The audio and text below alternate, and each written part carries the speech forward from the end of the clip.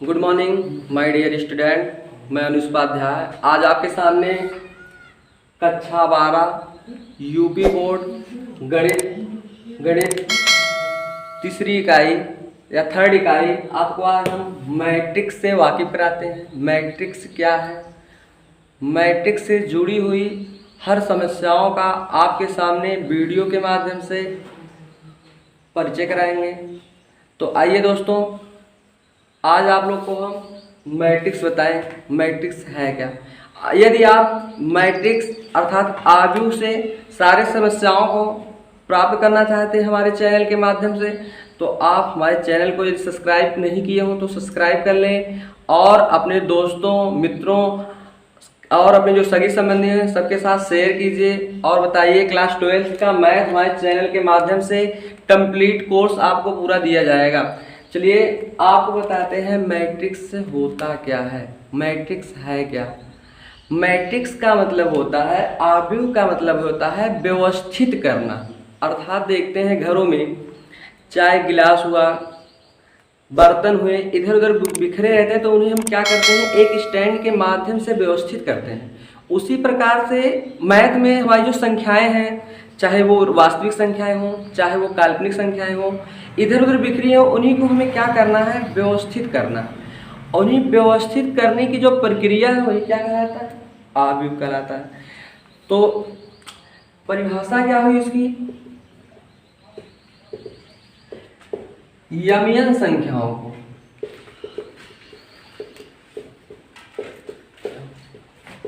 वास्तविक या काल्पनिक,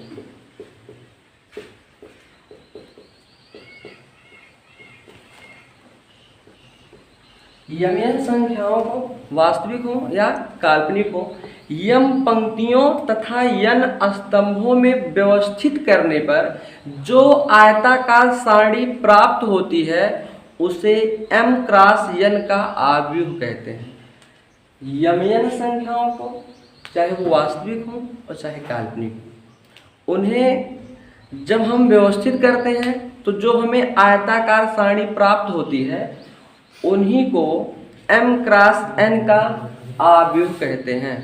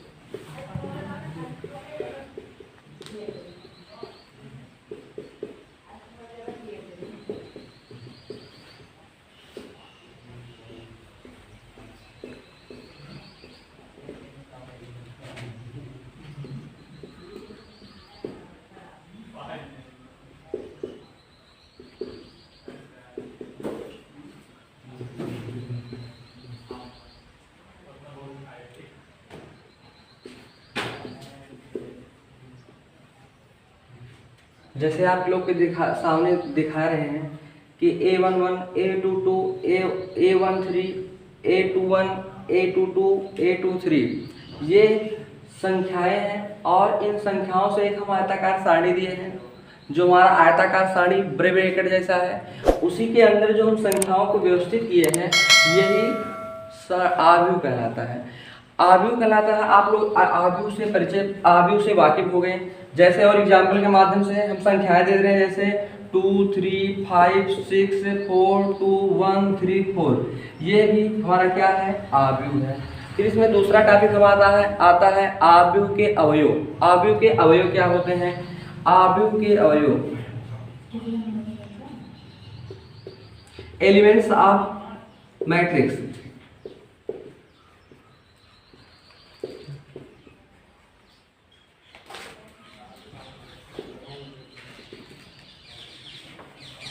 हम देख रहे हैं आव्यूह हमारा जिन संख्याओं से बन रहा है, आव्यूह जिन संख्याओं से आव्यूह का निर्माण होता है वही संख्याएं ही आव्यूह के अवयव कहलाते हैं। जैसे कि ऊपर दिए गए एग्जाम्पल में हम देख रहे हैं 2, 3, 5, 6, 4, 2, 1, 3, 4, ये हमारे क्या है, आव्यूह के अवयव है। अब इसके बाद आता है, हम देख रहे हैं आव्यूह में एक क्षैतिज रेखा बन रही है अवयव द्वारा और एक ऊर्ध्वाधर अवयव बन रहे हैं। तो जो हमारे क्षैतिज अवयव जो क्षैतिज रूप में व्यवस्थित किए गए हैं उनको पंक्ति बोलते हैं या इंग्लिश में रो बोला जाता है। और जो अवयव हमारे ऊर्ध्वाधर व्यवस्थित किए गए हैं उन अवयवों को हम अवयव द्वारा बनाए गए इस प्रक्रम को हम कालम बोलते हैं या स्तंभ बोलते हैं।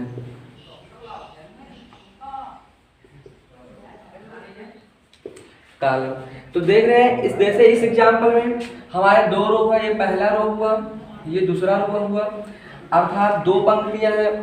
और इस वाले प्रश्न में इस वाले एग्जाम्पल हम देख रहे हैं 3 कालम है, पहला कालम, दूसरा कालम और तीसरा कालम। और जो इनके अंदर संख्याएं व्यवस्थित की गई है यही आव्यूह के अवयव कहलाते हैं। और जो हमारा थर्ड ऑप्शन थर्ड आता है, आव्यूह के बाद आता है आव्यूह के अवयव, अवयव के बाद आता क्या है कि आव्यूह की कोटि। आपसे कभी कभी पूछा जाएगा प्रश्न में, ऐसे क्वेश्चन दे दिया जाएगा, जैसे कोई दे दिएगा क्वेश्चन और आपसे पूछेगा इस आव्यूह की कोटि क्या है, इस आव्यूह की कोटि क्या है। तो आप किसी भी आव्यूह की कोटि को बताने के लिए सर्वप्रथम आप उसमें पंक्तियों की और दूसरे स्टेप में उनके स्तंभों की संख्या को ज्ञात करें। जैसे दिए गए इस एग्जाम्पल में हम देख रहे हैं यहाँ पहली पंक्ति अर्थात रो मतलब होता है पंक्ति, R1 ये है, ये हमारा दूसरी पंक्ति R2 है, ये हमारी तीसरी पंक्ति R3 है। और हम कालम की चर्चा करते हैं। देखो पहला कालम तो सी कालम सी से लिखा जाता है, इसलिए हम इसको C1 से दर्शा दे रहे हैं। ये हमारा C2 हुआ, ये C3 का। अर्थात इस प्रश्न में इस एग्जाम्पल के माध्यम से जो हम आपको क्वेश्चन दे रहे हैं, यहाँ पे पंक्तियों की संख्या 3 है और स्तंभों की संख्या 3 है। तो इसकी जो कोटि होगी, कोटि बराबर निकाला जाएगा, कोटि पंक्तियों की संख्या गुणे स्तंभों की संख्या बराबर आव्यूह की वही कोटि होती है। जैसे इस एग्जाम्पल में इसकी अगर हमें कोटि बतानी है तो पंक्ति 3 है और कोटि 3 है, अर्थात जो हमारा दिया गया आव्यूह है वो 3x3 का आव्यूह है। जो आव्यूह दिया गया 3x।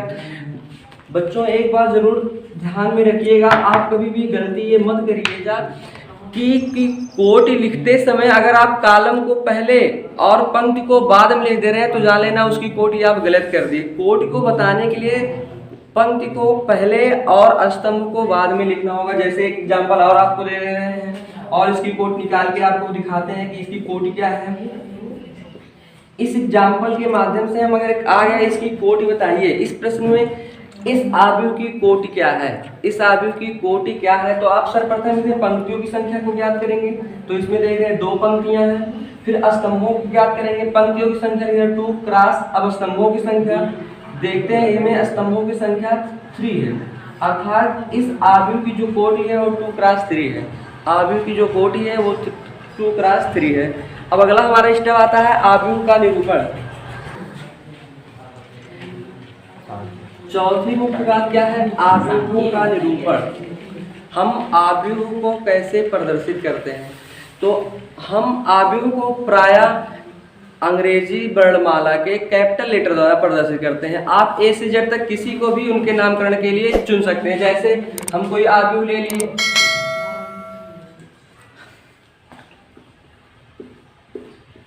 तो इसका अगर हमें नामकरण करना है तो इसको अंग्रेजी वर्णमाला के किसी कैपिटल लेटर A से Z तक किसी का उपयोग करके, जैसे ये आव्यूह है तो इस आव्यूह का हम नामकरण कर लिए, माना ये है तो इसका नामकरण हुआ। इसी प्रकार देखिए कोई आव्यूह है उसका नामकरण भी कर ले रहे हैं। तो ये हुआ आव्यूहों का निरूपण करने का तरीका। और आप लोग आव्यूह जब लिखिएगा भैया, आव्यूह का जो कोटि है उसको जरूर प्रदर्शित कर दीजिएगा। आव्यूह का कोटि जैसे इसमें 2 पंक्ति है, पहले पंक्ति संख्या फिर स्तंभों की संख्या 1, 2 और 3, 2x3। यह भी हमारा 2x3 का आव्यूह है।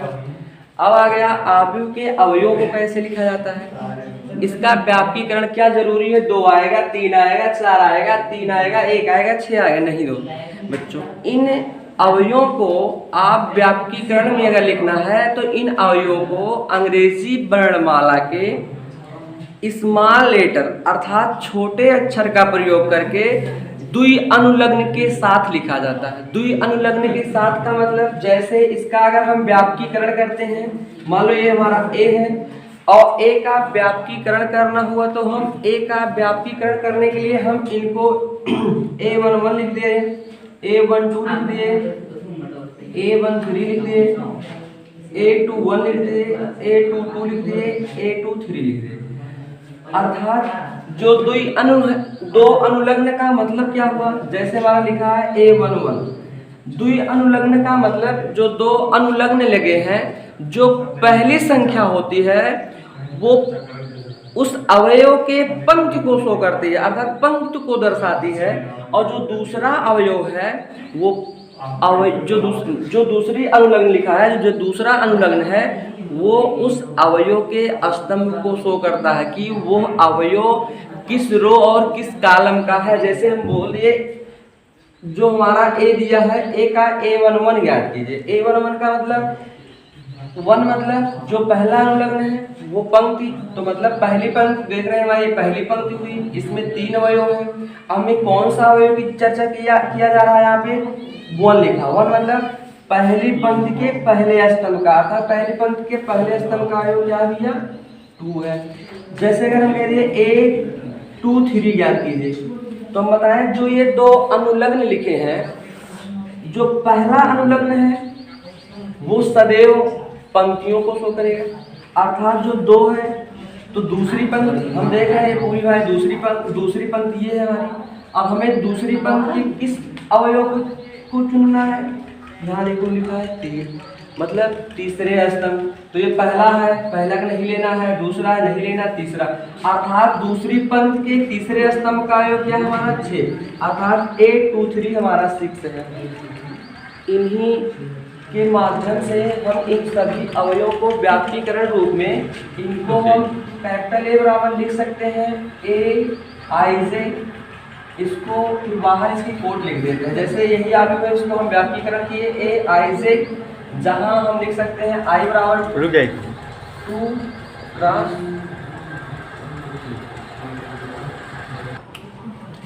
देखिए स्टूडेंट, अगर आपको दिया है व्यापकीकरण में कोई दे दिया है मैट्रिक्स, हमारा मान लो M है और M को लिख दिया है बड़े क्वेश्चन में उनके अवयव को AIJ लिख दिया है, और जहां लिख दिया है 3 क्रॉस 2, इसका पूरा रूप का मतलब क्या होता है। AIJ हम बता दें भैया, किसी भी अवयव का जो 2 अनुलग्न लिखा होता है वो सदैव जो पहला लिखा होता है वो किसको शो करता है, पंक्ति को, और जो दूसरी संख्या लिखी जाती है वो सदैव स्तंभ को शो करता है। अर्थात AIJ का मतलब I पंक्ति को शो करता है, I मतलब हो गया पंक्ति, और J किसको शो करेगा, स्तंभ को। अर्थात जैसे मैंने बोला MIJ 3 क्रॉस 2, तो इसका अगर हम प्रसारित रूप में लिखें, व्यापकीकरण ना करके, जनरलाइजेशन ना करके, इसे अगर हम एक्सपेंडेड फॉर्म या प्रसारित रूप में लिखें तो इसका मतलब हुआ हमें जो मैट्रिक्स बनानी है उसकी में जो पंक्तियों की संख्या है उसमें 3 पंक्ति हैं और स्तंभों की संख्या 2 है। अर्थात हमें कौन कौन से अवयव निकालना है, A11, फिर दूसरा अवयव A12। क्यों, क्योंकि हम देख रहे हैं पंक्तियां तो 3 हैं लेकिन हमें स्तंभ कितने तक बढ़ना है, 2 तक। देखिए ये पहली पंक्ति में पहला स्तंभ, दूसरा स्तंभ में 2 तक जाना है, फिर ऐसे निकालना है 2 1 2 2 3 1 3। अर्थात इसका जो है प्रसारित रूप ये हुआ कि हमें जो अवयव ज्ञात करना है वो 3 क्रॉस 2, अर्थात हमें A11 अवयव निकालना है अवयव का, A12 निकालना है, A21 निकालना है, A22 ज्ञात करना है, A31 निकालना है, A33। अर्थात अवयव जो दिया गया है उसके सभी अवयव इस प्रकार इस व्यापकीकरण के माध्यम से जो दिए गए अवयव है हमें इन रूप में व्यवस्थित करना है। कभी कभी आपको ऐसे क्वेश्चन देगा निकालने के लिए, कैसे देगा, ऐसे जनरलाइजेशन कर देगा और आपको दे दिया है M इक्वल टू एक अवयव बनाया IJ जहाँ दे दिया है और तुमको कह दिया 3 क्रॉस 2 निकालिए। ये हमें अवयव ज्ञात करना है। और जहां हमें आई जे इनके जो अवयव दे दिया, आई जे जो हमारा है ये व्यवस्थित किया गया है आई प्लस जे की पावर 2। अब हमें आई जे इस फार्मूले पे रख के हमें 3x2 का एक आव्यूह बनाना है। अर्थात 3x2 का मतलब हमें कौन कौन से अवयव निकालना है, m बराबर हमें ज्ञात करना है, मतलब 3 पंक्ति और 2 स्तंभ, 3 पंक्ति और 2 स्तंभ, अर्थात a11 पहली पंक्ति पहला स्तंभ, a12 क्योंकि हमें पंक्ति 3 है लेकिन स्तंभ सिर्फ कितने याद करने हैं, 2, तो देखो 2 स्तंभ हो गया। a21 मतलब दूसरी पंक्ति का पहला स्तंभ, दूसरी पंक्ति का दूसरा स्तंभ, क्योंकि द्वितीय स्तंभ है तो हमें पंक्ति 3 है, 3 तक जाते हैं हम इसी प्रकार से a31 a33। अब देखिए हम इनके माध्यम से इनके अवयव को कैसे याद करते हैं। ए आई जे इक्वल टू लिखा है आई प्लस जे की पावर 2, हम इसके माध्यम से याद करते हैं a11, तो आई भी 1 है जे भी 1 है तो रख दे रहे हैं उनकी वैल्यू 1 प्लस 1 की पावर 2, तो वह 1 1 2 2 की पावर 2, 2 का 2 बार मल्टीपल हो रहा है। अब हमें फिर दूसरा अवयव क्या है a12, तो 1 प्लस 2 की पावर 2 कर देंगे तो 2 1 मिलके 3 होगा, 3 का पावर 2 है बराबर 9 हो जाएगा। a21 फाइंड करते हैं, i की वैल्यू यहाँ कितनी है 2 और j की वैल्यू है 1, तो 2 प्लस 1 की पावर 2 दिया है तो 2 प्लस 1 मिलके 3 की पावर 2 बराबर 3 3 जा 9। a22 इसी प्रकार से हम याद करते हैं सिमिलरली 2 प्लस 2 की पावर 2 इक्वल टू 4 की पावर 2 इक्वल टू 9। ऐसे a23 1 निकालना है तो i की वैल्यू 3 है, j की वैल्यू 1 की पावर 2 3 1 4 की पावर 2 बराबर 16। a32 equal to 3 plus j की वैल्यू 2 है की पावर 2 5 5 की पावर 2 करेंगे 25। अब हम अपना मैट्रिक्स में इन अवयवों को रख देते हैं।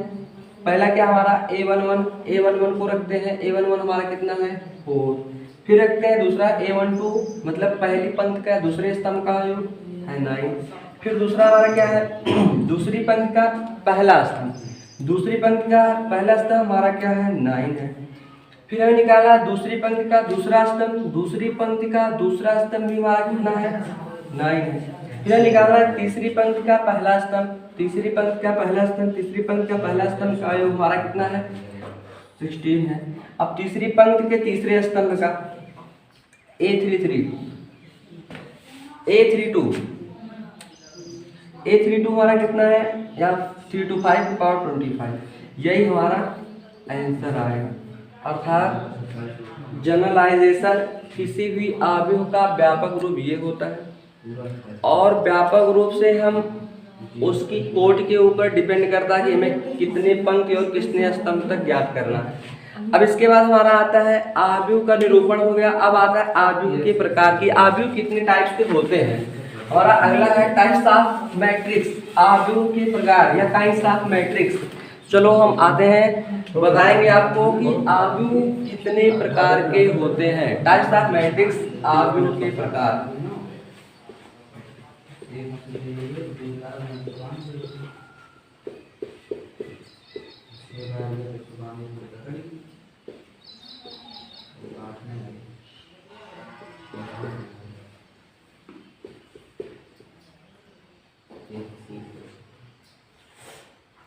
पहला हुआ हमारा क्षैतिज आव्यूह, horizontal matrix.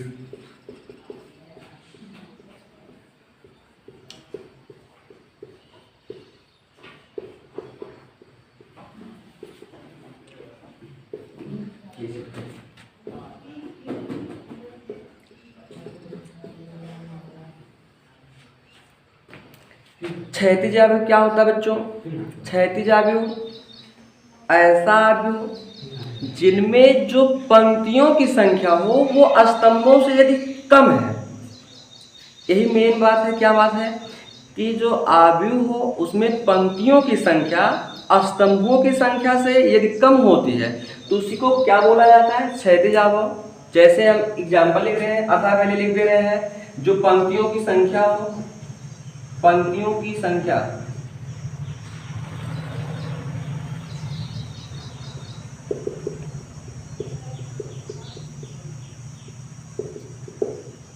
Is less than स्तंभों की संख्या। जैसे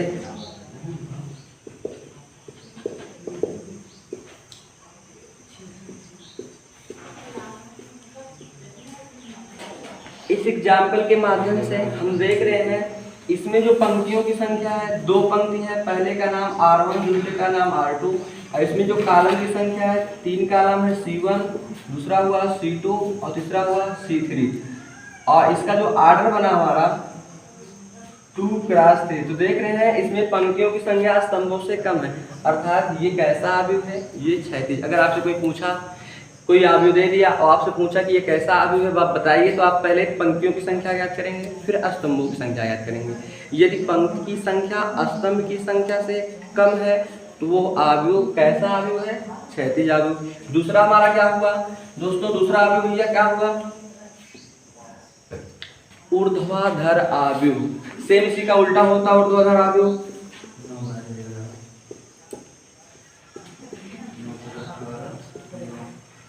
वर्टिकल मैट्रिक्स।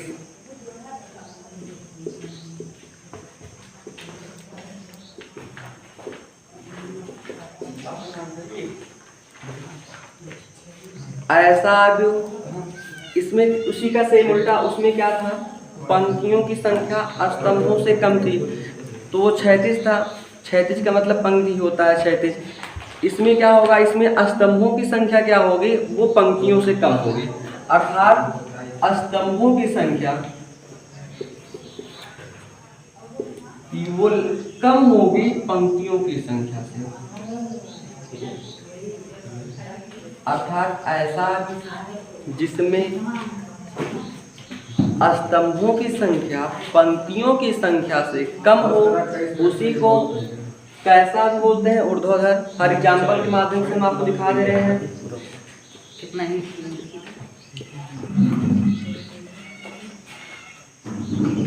इससे पहले हम पंक्ति निकालते हैं, तो पंक्ति 1 2 3, अर्थात इसका आर्डर 3 क्रॉस कितने हैं, 2। इसकी जो कोटि हुई वो 3 क्रॉस 2 मिली। यहाँ हम देख रहे हैं जो स्तंभों की संख्या है वो पंक्तियों से कम है, अर्थात ये कैसा अवयव है, ये ऊर्ध्वाधर अवयव है। इसके बाद आता है हमारा तीसरा टॉपिक, तीसरा वर्ग अवयव। वर्ग अवयव किसे कहते हैं, वर्ग अवयव क्या होता है, स्क्वायर मैट्रिक्स। इसमें क्या हो, इसमें जो पंक्ति हो और स्तंभ दोनों की संख्या इक्वल होनी चाहिए। वर्ग अवयव में ऐसा अवयव होता है, वर्ग अवयव एक ऐसा अवयव होता है जिसमें पंक्तियों की संख्या और स्तंभों की संख्या यदि बराबर हो तो उसी अवयव को, उस अवयव को वर्ग अवयव कहा जाता है। जैसे हम दिखा रहे हैं आपके सामने एग्जाम्पल के माध्यम से, इसमें क्या हो, वर्ग अवयव में पंक्तियों की संख्या जो होगी ये बराबर होगी स्तंभों की संख्या। हर एग्जाम्पल के माध्यम से आपके पास आपको दिखा रहे हैं यहाँ।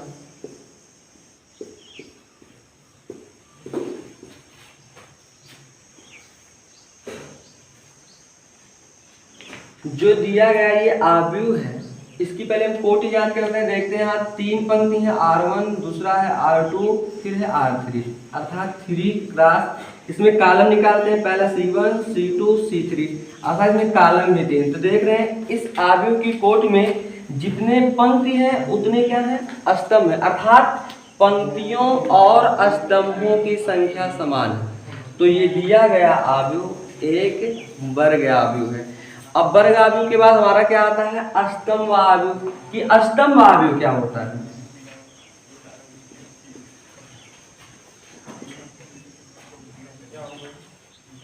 Column matrix. इसका दूसरा नाम स्तंभ अवयव के स्थान पे स्तंभ सदिश भी बोल सकते हैं।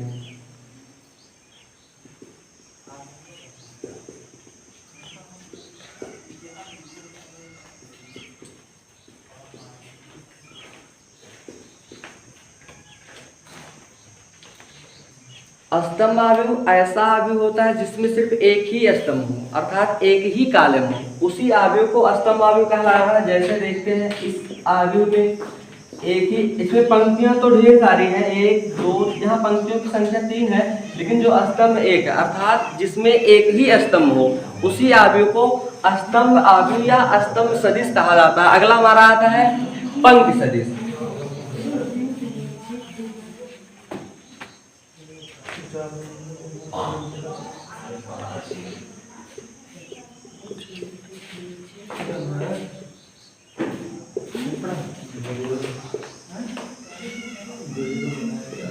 इसमें उसका सेम उल्टा रो वेक्टर या रो मैट्रिक्स, ऐसा अवयव जिसमें केवल एक ही पंक्ति हो, पंक्तियों की संख्या एक, कॉलम चाहे जितने हो उस पर डिपेंड नहीं करता है, वो डिपेंड करता है कि उसमें पंक्ति जो हो वो एक हो, ओनली वन। अगर पंक्तियों की संख्या सिर्फ एक है तो उसी को पंक्ति सदिश या पंक्ति अवयव कहते हैं। जैसे एग्जांपल में आपको समझा रहे, देखिए इस दिए गए अवयव में कॉलम तो कई है, 1 2 3 4 और पंक्ति कितना है, 1, अर्थात इसका जो ऑर्डर है 1 क्रॉस 3 है। पंक्ति तो एक है लेकिन कॉलम की संख्या 3 है, तो बताएं क्या आपको, पंक्तियों की संख्या एक हो ही, अगर पंक्ति संख्या 1 हो गई तो उसी को पंक्ति, लेकिन अगर पंक्तियों की संख्या 2 हो गई और स्तंभ की संख्या 3 है तो आपको पहले बताए थे क्षैतिज अवयव। क्षैतिज अवयव में क्या होता है, तो पंक्तियों की जो संख्या होती है वो स्तंभों से कम होती है, ठीक है। उसके बाद हमारा आता है मुख्य विकर्ण, कि मुख्य विकर्ण क्या होते हैं, या हमारा भी एक और बचा हुआ है इकाई या तत्समक अवयव। इकाई या छठवां हमारा होता है इकाई,